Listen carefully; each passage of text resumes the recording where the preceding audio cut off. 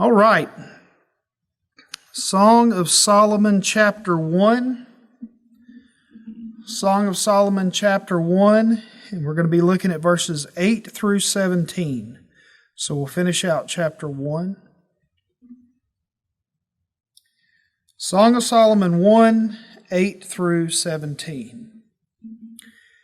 If you do not know, O most beautiful among women, follow in the tracks of the flock, and pasture your young goats beside the shepherd's tents. I compare you, my love, to a mare among Pharaoh's chariots. Your cheeks are lovely with ornaments, your neck with strings of jewels. We will make for you ornaments of gold studded with silver. While the king was on his couch, my nard gave forth its fragrance. My beloved is to me a sachet of myrrh that lies between my breasts. My beloved is to me a cluster of henna blossoms in the vineyards of En-gedi. Behold, you are beautiful, my love. Behold, you are beautiful, your eyes are doves. Behold, you are beautiful, my beloved, truly delightful. Our couch is green, the beams of our house are cedar, our rafters are pine. I want you to see first that you have to make a way for your spouse. You have to make a way for them to be able to get to you. And I know some of you may be thinking, well, I'm a widow, I'm a widower, I'm not married, and you might say, well, what's this? Well, still listen, because I still believe that God put this in here for all of us. And so we'll go through that, but then we'll also talk about some application that does apply to the church as a whole. So you do have to make a way for your spouse, and we see that in verse 8. If you remember back in verse 7, what she asked him was, tell me where you're pasturing your flock. Because if I can get to where you're pasturing your flock, then I can come and we can have lunch at noontime. We can be there together. And his answer is this. He says, just follow the tracks of the flock. Just follow it. Know where I'm at. Know where I'm going. How many times would it be, and we know in this political season that we're in, and we've seen all the things that have come out and all the things that are going on, how much different would it be if your spouse knows where you're going and knows how to get to where you're at? Wouldn't that have made a big difference in a certain Senate candidate's race? Would it have made a big difference in his life? If his wife knew what was going on, then maybe he would have thought a little bit different about what he was doing. But Solomon here, what he says is, you just go ahead and you follow the tracks. If you'll follow the tracks, you'll know where I'm at. I'm not hidden from you. Here's the way to get to me. You've got to make a way, and you got to make time for your spouse. And that's true in any relationship, not just in a relationship between a man and a woman, between a husband and a wife, but with anyone. If you want to be good friends with somebody, you've got to share time with them, right? You've got to make time for them. One of the things I do is I think back to some friends that I've had over the years, and I can think back and I'd say, yes, I still consider them my friend, but I wouldn't consider them a close friend. I think if you haven't talked to somebody in 2 years, you're probably not a close friend anymore, right? But they may have been a close friend before, but then, maybe we moved apart or things just, not that anything blew up, but they're just there. And I'll think about them like, you know what? We used to hang out and do stuff. And now it's like we haven't even talked. We might shoot a text message to each other every once in a while. But to have a good, strong relationship with somebody, you've always got to make time for them. You've always got to make time, because that is really the most precious thing we have. It's the most precious thing that we have. Everybody thinks money's really important. Guess what you can always make more of? Money. You can always make more money. Unless you're working 24 hours a day, 7 days a week, you can always make more money. There's always a way you can make more money. But there's something you can't make more of, and that's time. It is a limited resource. It's the same way people say, if you want to invest in land, because they're not making any more of it. It's true. All right? They're not making any more land. Well, they're not making any more time. And if you want to invest in a relationship, the way you invest in that relationship is with time. Even if it's with it may be with a spouse, it may be with a child, it may be with a parent, it may be with a brother or sister, it may be with a friend, but you have to invest that time if you really want it to be a good relationship. And it's not just time, but it needs to be quality time. All right? It's one thing, you could be there. There's people that say, well, I was right beside, we worked side by side the whole time. I don't even know his wife's name. People would say that. They didn't really know each other. It's not just spending time together, it's spending quality time together. I remember my dad telling me one day, he said, what's more important than the amount of time that you spend with your kids? He was telling me this as I was becoming a dad. What's more important than the amount of time is the quality of time that you spend. Right? And he said, that's why one of the things that he always said I tried to do, is I always tried to make vacation times fun, because that's when I knew I was going to get to spend a lot of time with y'all, because I wouldn't be at work. I wouldn't have everything else pulling me apart. Or weekends, we tried to make, do something fun, try to go fishing and spend those times like that. And that's the way that you invest in that relationship. And that goes for all relationships across the board. You got to make a way, and you got to make time for those that you want to have a relationship with, and it's especially important in the context of marriage. It's where you live together, you do life together. People thought Martha and I were crazy when we got married, because I was 18 and she was 17, and everybody thought, y'all are wild. My nanny, who was in her 90s at the time, she said, well, it's about time. People used to pick on her. She got married when she was 19, and they were like, here comes old maid Annie, because people had gotten married so young, and she was born in 1907. And so they would always do that with her. But, they thought, we're crazy. You're crazy getting married that young. And then I talk to people now that they waited longer, and people started developing this, well, I live on my own. I'm on my own. I'm fine by myself. Martha and I don't even know what that feels like, right?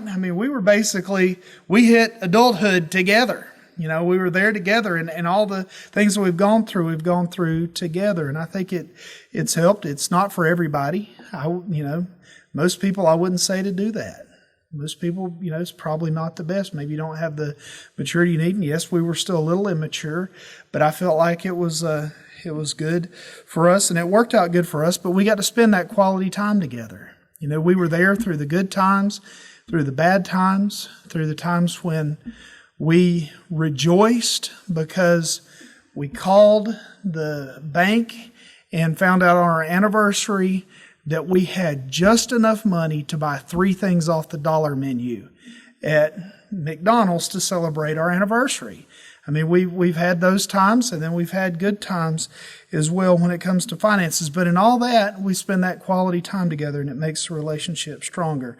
Our relationship isn't perfect, and that's all on my part, on my side, the imperfectness.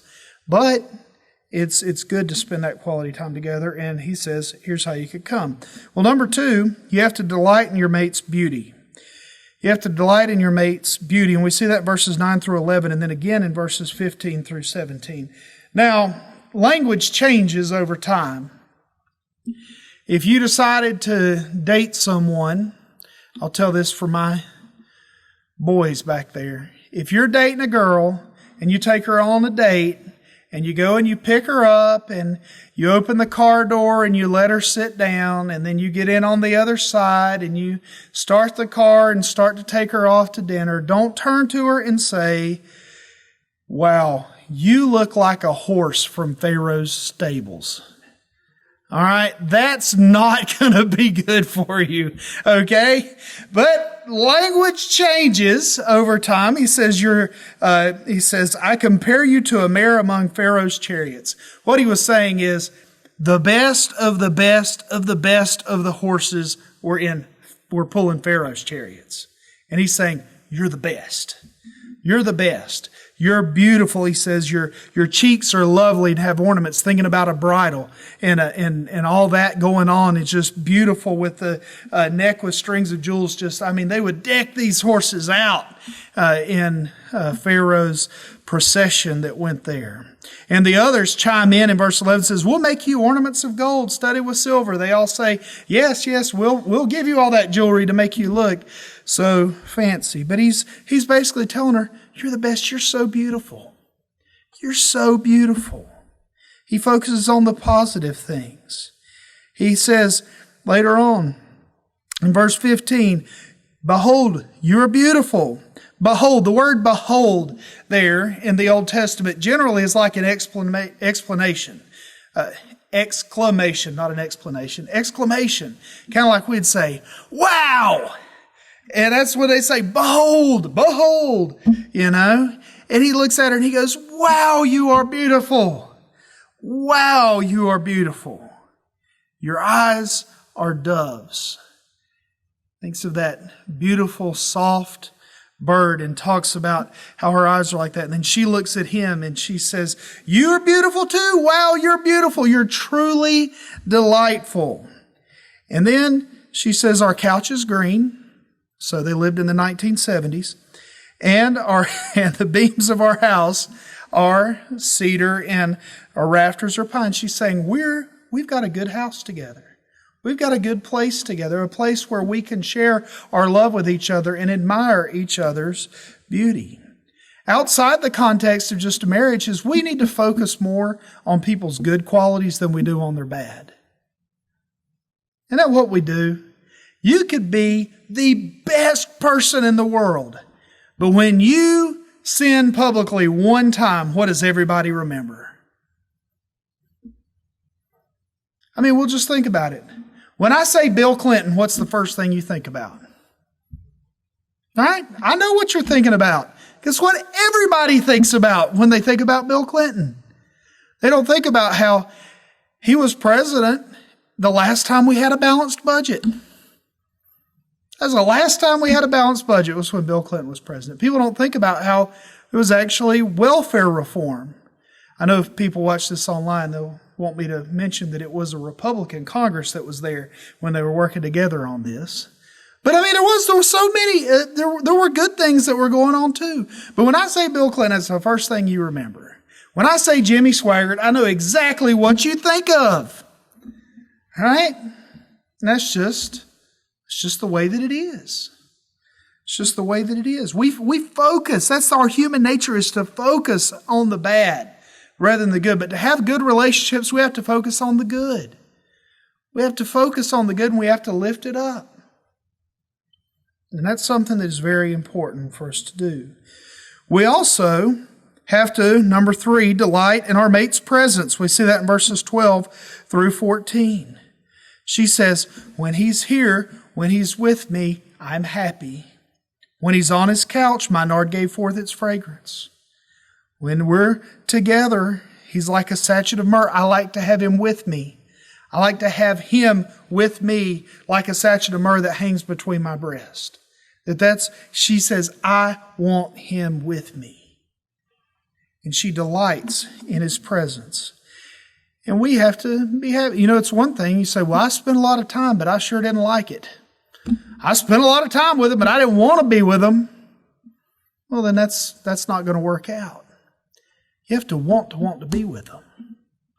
And now think about this. Let's tie it up with an application for the church as a whole, because the church, as we know, is the bride of Christ. We have to make time for Jesus. We have to make time for him. Our lives get busy. And I know a lot of y'all are retired. But I've had people tell me I didn't know what busy was till I retired. They said, then it's like I've got everything to do. When I finally have time to do everything, I do everything. And I get so busy and I get going.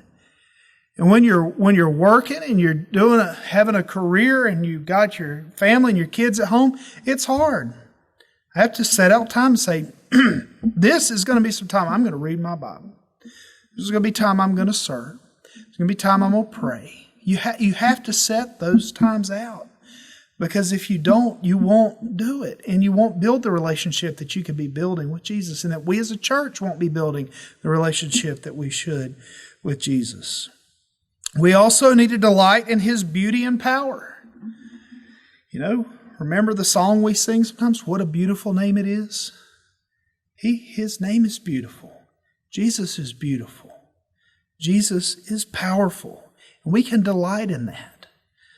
Just when we were just praying, one of the things we said is the whole world is a mess, but we can look at Him and say, He's in charge. He's in control, and we can delight in that. And thirdly, we can delight in His presence. We can want to be with Him.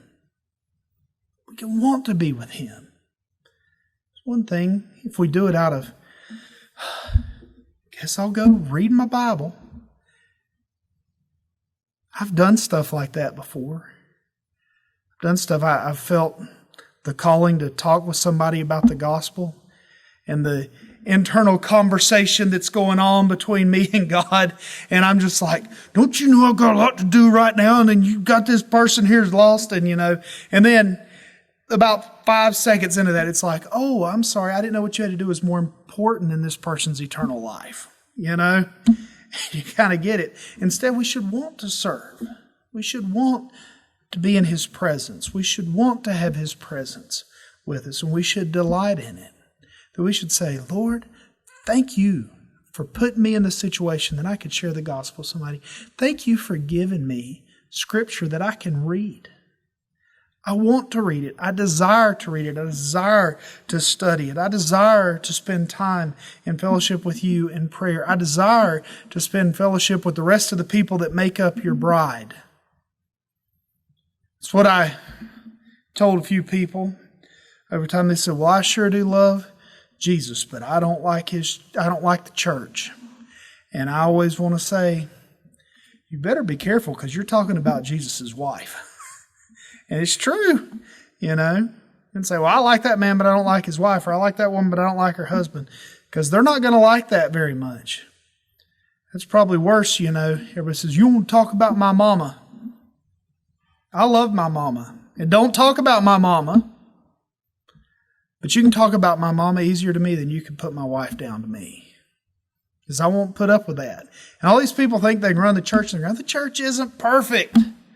It's not. And I'm not talking about Parish Memorial. I'm talking about the church in general, the universal church. People say, well, I love Jesus, but I don't love Christians. Or I like Jesus, but I don't like Christians. You're talking about His wife. He's not going to like that. And we want to desire to have that. The same way He'll take up for us, we should take up for Him, and we should build that relationship with Him through the spending of time, through the delighting in His beauty and the delighting in His presence. Any questions?